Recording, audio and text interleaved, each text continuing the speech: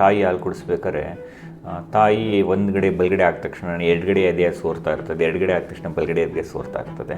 So ಅದು normal. ಸೋರ್ತೈತೆ ನೋಡೋಣ, ಸೋರೋದು ಬಿಟ್ಬಿಡಿ, ಅದನ್ನ ಮತ್ತೆ ಇಟ್ಕೊಳಕ್ಕೆ ಹೋಗೋ ಅವಶ್ಯಕತೆ ಇಲ್ಲ, ಅದೇನು ವೇಸ್ಟ್ ಏನಾಗ್ತಲ್ಲ. ಯಾಕೆಂದರೆ ಗೆಸ್ಟ್ ಆಗಿ ರಿಲೇಟಿವ್ ಮನೆಗೆ ಯಾರಿಗಾರು ಹೋದಾಗ ಸ್ಟಾರ್ಟಿಂದ ಊಟಕ್ಕೆ ಕೊಡೋಕೆ ಏನಪ್ಪ ಕೊಡ್ತಾರೆ, ಫಸ್ಟ್ ನೀರು ಕೊಡ್ತಾರೆ, ಆದಮೇಲೆ ಊಟ ಕೊಡ್ತಾರೆ. ಸೊ ತಾಯಿ ಎದೆಯಲ್ಲೂ ಅಷ್ಟೇ ಫಸ್ಟ್ ನೀರಿರ್ತದೆ, ಕ್ರಮೇಣವಾಗಿ ಗಟ್ಟಿ ಹಾಲು ಬರ್ತಾ ಇರ್ತದೆ.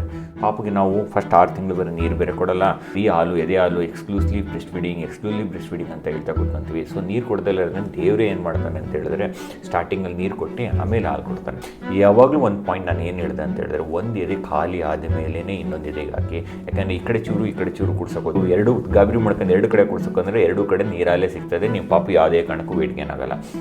ಅದೇ ನೀವು ಈ ಕಡೆ ಕುಡಿಸಿ ಖಾಲಿ ಆದಮೇಲೆ ಇನ್ನೂ ಪಾಪು ಬೇಕು ಅಂದಾಗ ಆಗ ಎರಡನೇ ಕಡೆ ಹೋಗಿ ಅವಾಗ ವೆಯ್ಟ್ ಗೇನ್ ಆಗ್ತದೆ. ಎದೆ ಕುಡಿಸ್ಬೇಕಾ ಸರ್, ಎರಡದೇ ಕುಡಿಸ್ಬೇಕಾ ಸರ್, ಫುಲ್ ಕುಡಿಸ್ಬೇಕಾ ಅಂತ ಕ್ವಶನಿಗೆ ಕೇಳ್ತಾರೆ. ಅದು ಪಾಪು ಡಿಸೈಡ್ ಮಾಡ್ತದೆ ನಿಮ್ಗೆ. ಅದಕ್ಕೆ ಯಾಕೆಂದರೆ ಕೆಲವು ತಾಯಿದರಿಗೆ ಚುಚ್ಚೂರು ಹಾಲು ಬರ್ತಾರೆ ಅಂದರೆ 2 ಎದೆ ಕುಡಿಸಿ ಅಂತ ಹೇಳ್ತೀವಿ. ಕೆಲವೊಂದು ಟೈಮು ಹಾಲು ತುಂಬ ವಿಪರೀತವಾಗಿ ಬರ್ತಾ ಇರ್ಬೇಕಾದ್ರೆ ಒಂದೇ ಎದೆಗೆ ಹೊಟ್ಟೆ ತುಂಬುತ್ತದೆ, ಅವಾಗ ಆರಾಮ ಮಲ್ಕೊಂತದೆ.